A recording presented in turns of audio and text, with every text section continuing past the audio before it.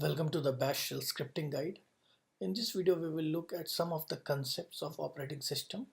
These concepts are similar in terms of Linux and all other modern operating system. So we will look specifically with respect to Linux. So even though the course is for Linux and Bash, but this applies to an operating system such as Mac OS X or FreeBSD as well. So the first concept is multitasking. What is multitasking? Multitasking is means that there are many processes running simultaneously in the system without interfering with each other, and each process would run for a short amount of time and then it goes to the end of the queue and then some other process gets scheduled.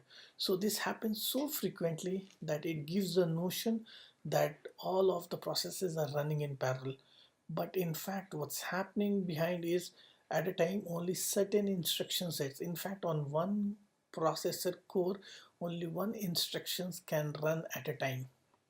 So which means that one process is running and it has executed some n number of instructions, and then the CPU scheduler, the kernel scheduler comes into picture and it preempts that process, and some other process is scheduled to run on the processor, on that same core of the processor. And this switching back and forth happens so frequently, probably in terms of nanoseconds, that with our bare eyes we could not make out whether this process is running continuously or it is pausing and running. So this is how multitask is scheduled. So it's the main role is CPU scheduler. CPU schedules on many different algorithms like round robin or FIFO or maybe some other algorithms, and that is been the scope of this course, but that's how it works. The other concept is multi-user.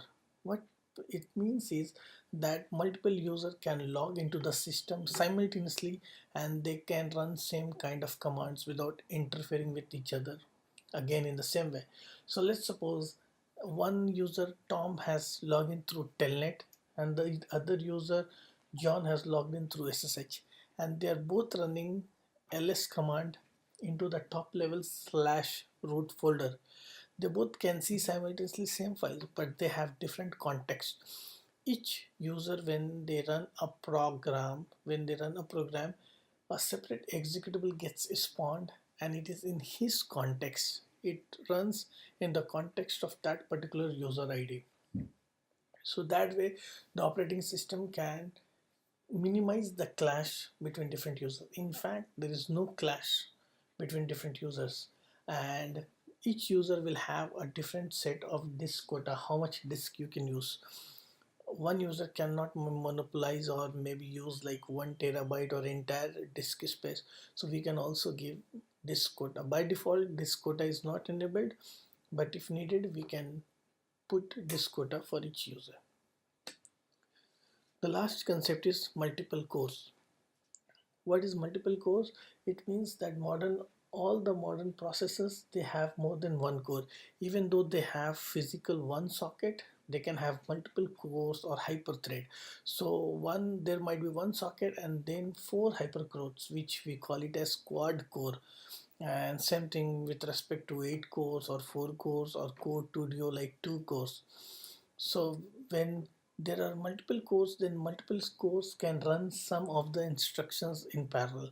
And of course, like let's suppose there is one program running, and with respect to that programs, if there are multiple instructions which are running on different cores, then there has to be some kind of synchronizations method with respect to operating systems. Those synchronizations are mostly spin locks, which happens across different cores, or maybe within the same cores it could be mutexes or semaphores.